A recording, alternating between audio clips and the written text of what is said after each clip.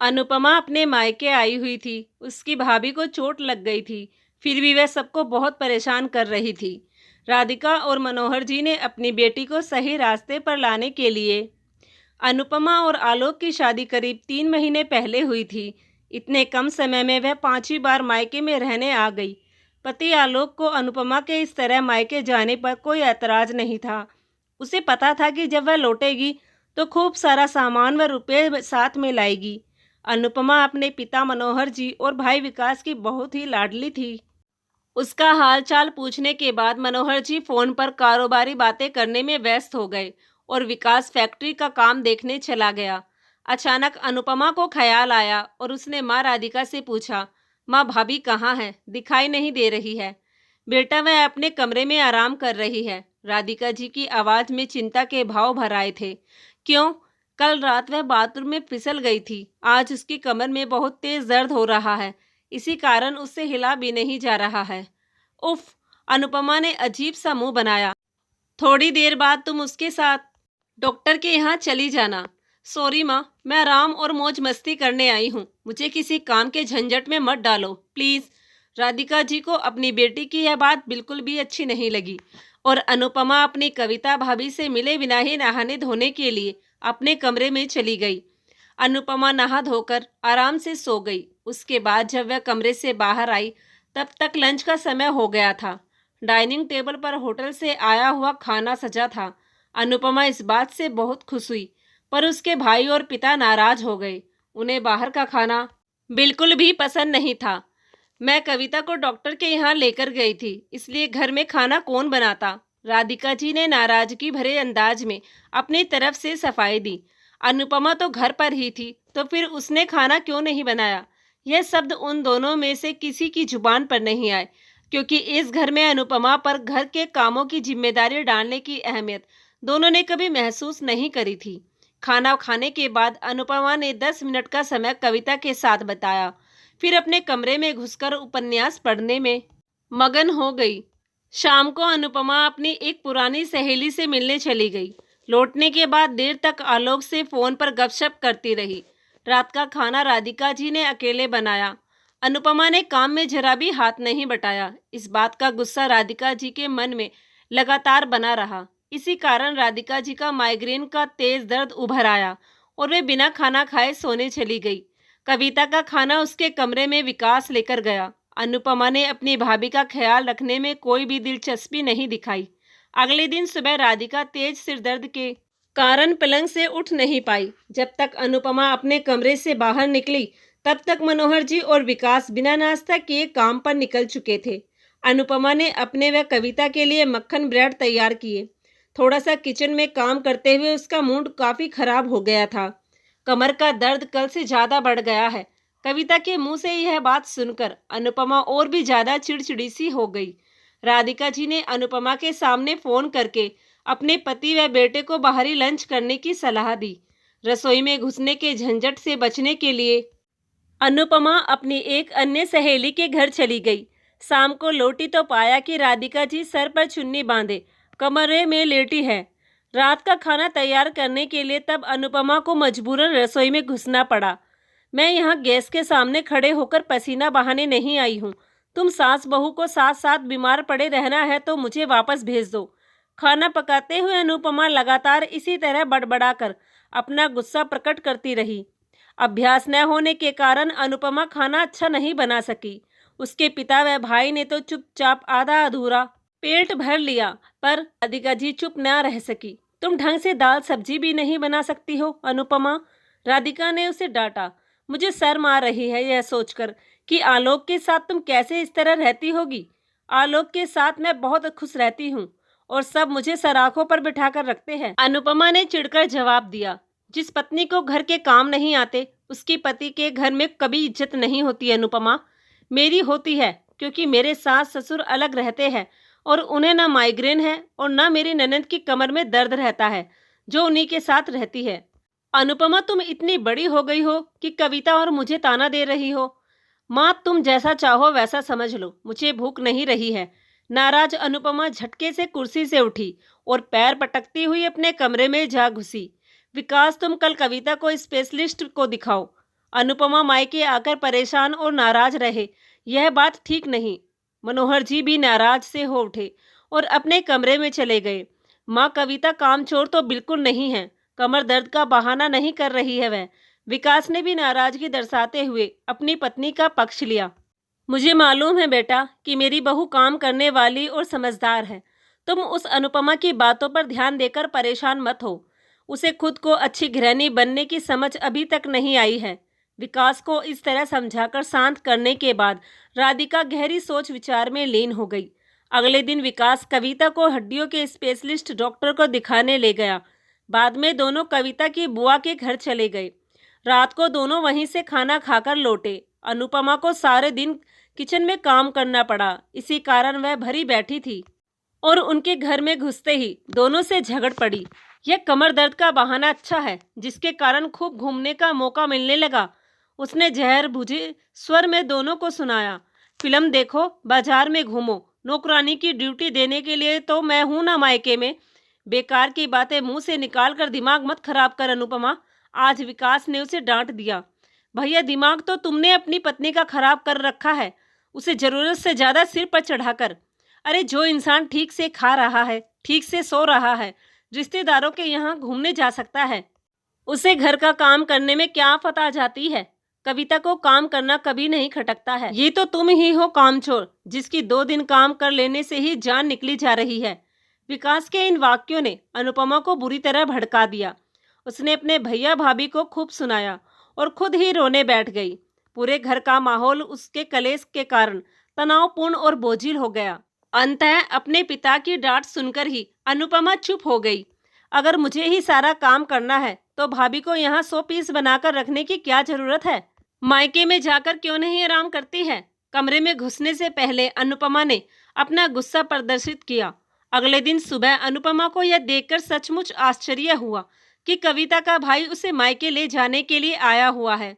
विकास के हाव भाव से उसकी नाराजगी साफ झलक रही थी। इस कारण घर में कोई ज्यादा बोल भी नहीं रहा था। कविता ने जब विदा ली तब अनुपमा उसे यह सुनाने से नहीं चूकी। भाभी, मुझे मालूम है कि आप मेरे यहाँ आकर रहने से खुश नहीं हो। मेरे विदा होते ही आपका कमर दर्द भी ठीक हो जाएगा और यहाँ वापस भी आ जाओगी। कविता की आंखों में जो आंसू उभरे उन्हें नाटक बताकर अनुपमा ने खारिज कर दिया।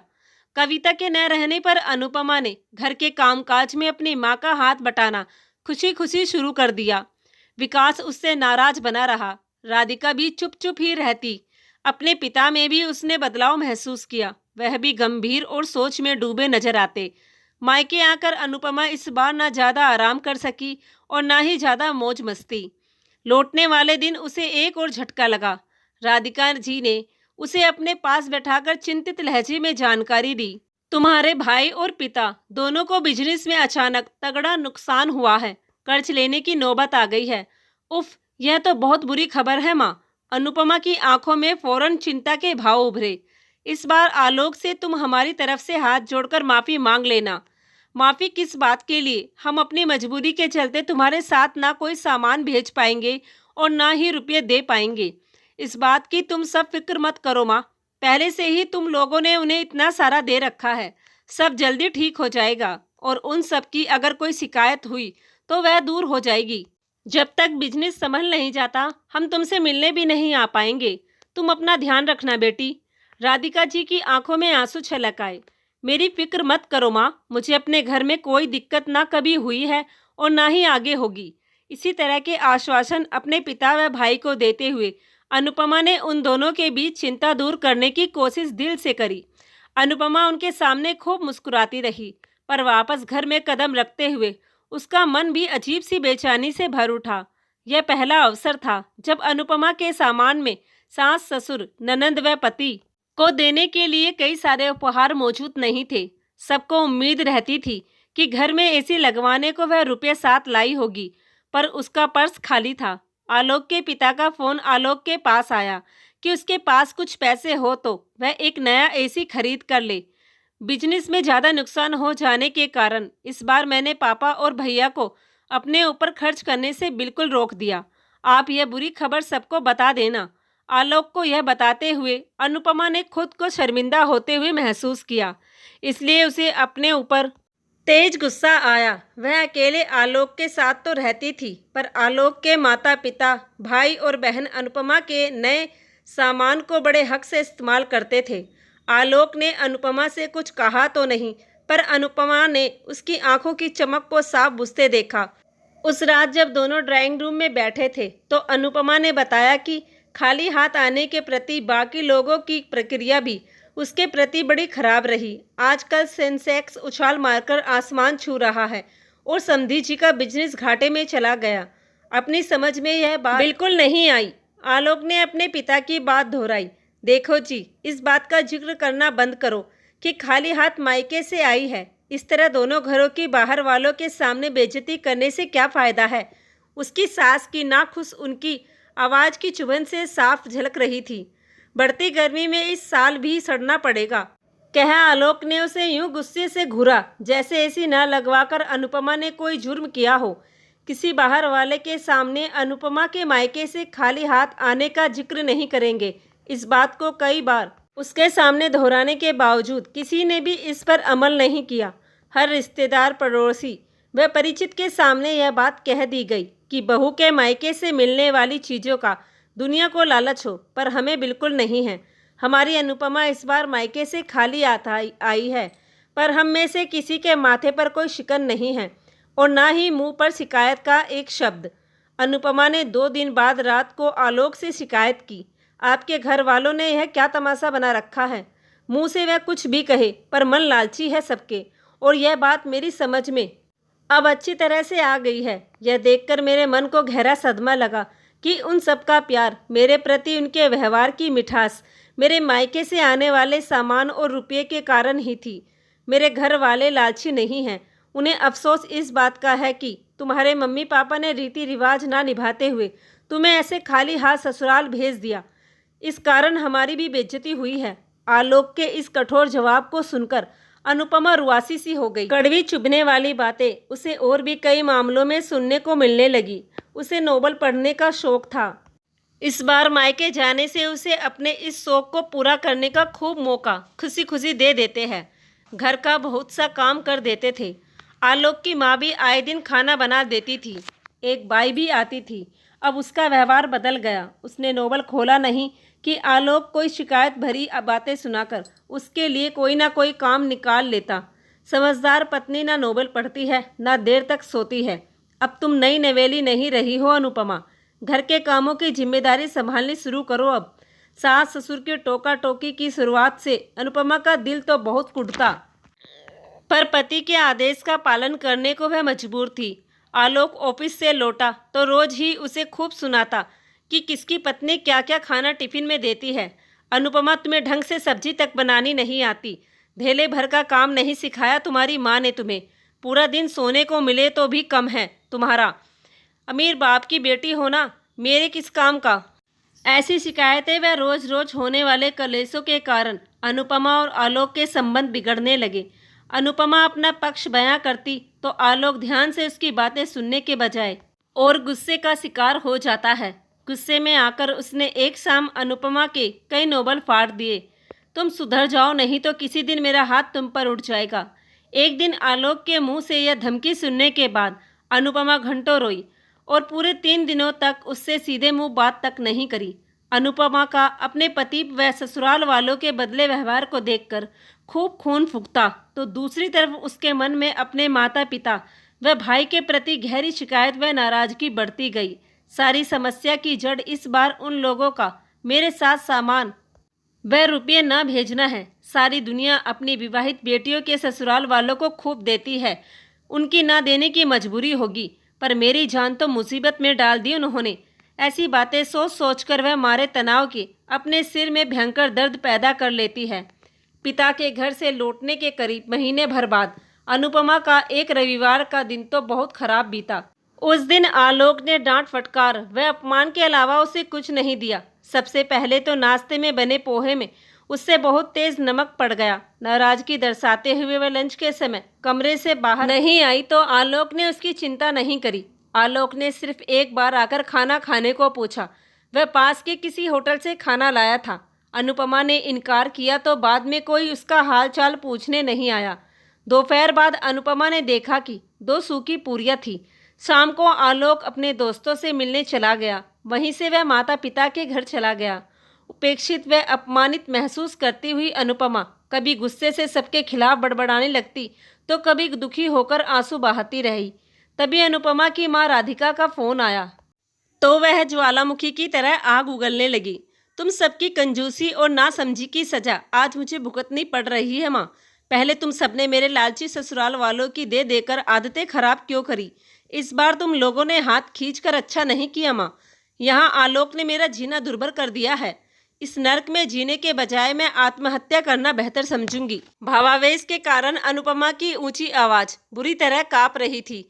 अनुपमा देर तक अपने मन की भड़ास निकालती रही। राधिका ने बड़े सब्र से उसकी सारी बातें अधिकतर खामोश रहकर सुनी। अपनी शिकायतों से खाली हो चुकने के बाद अनुपमा दुखी होकर रोने लगी। माँ, मेरी समझ में नहीं आ रहा कि मैं क्या करूँ। उसने सुबकते हुए पूछा। इन लोगों का लालची रूप देखकर मेरा मन कांप जाता है। कैसे गुजरेगी मेरी जिंदगी रात दिन की कलेश ताने झेलकर? मेरी बात ध्यान से सुनेगी बेटी? राधिका की गंभीर आवाज अनुपमा के कानों में पहुंची। हाँ माँ, अनुपमा ने आंसू पोंछते हुए वादा किया। देख बेटी, समाज में हम सबका जीवन लेन देन के सिद्धांत पर आधारित है। बिना दिए कुछ नहीं मिलता। तुम ठीक कह रही हो माँ। इस बार मेरे ससुराल वालों को आप लोगों से कुछ नहीं मिला तो उन्होंने मुझे प्यार, इज्जत व सुख सुविधा देना बंद कर दिया है। कुछ पलों की खामोशी के बाद राधिका जी ने कहा, बेटी, बुरे वक्त में हमें सीख लेनी चाहिए, अपनी समझ बढ़ानी चाहिए। तेरे पिता और भाई तुझे लाड के कारण कुछ ज़्यादा देते रहे थे, पर तूने उसका गलत मतलब निकाल लिया। मायके के साथ जीवन नहीं कटता, जीवन तो बेटी ससुराल वालों के साथ कटता है। और पति के माँ बाप, भाई बहन का ख्याल रखना तुम्हारी जिम्मेदारी है। हमारे पैसे के चक्कर में तुम पत्नी बनने से रह गई और सोचने लगी कि आलोक तुम्हारे पैसों का दीवाना है। यह बताओ, तुमने रात के अलावा आलोक को कब एहसास जताया कि तुम उसकी पत्नी हो? थोड़ी देर रुक कर उन्होंने आगे कहा, आलोक और उसके माता पिता का फ़ोन मेरे पास 4 दिन पहले आया था। उनकी नाराज़गी तुम्हारे पैसे न लाने से नहीं, तुम्हारे व्यवहार से है। तुम अपने व्यवहार से आलोक के साथ वही करो जो तुम चाहती हो कि आलोक तुम्हारे साथ करे। वे सब तुम्हारा और आलोक का भला चाहते हैं। सुनो, घर ठीक कर लो, नहा धो लो। तुम्हारी सास ने कहा है कि वह सब घर का बना खाना लेकर तुम्हारे घर 2 घंटे में आलोक के साथ आ रहे हैं। उन्हें निराश ना करना बेटी। अनुपमा यह सब सुनकर खुद को मन ही मन धिक्कारने लगी कि उसकी इतनी पढ़ाई लिखाई, इतनी समझ कहाँ गई।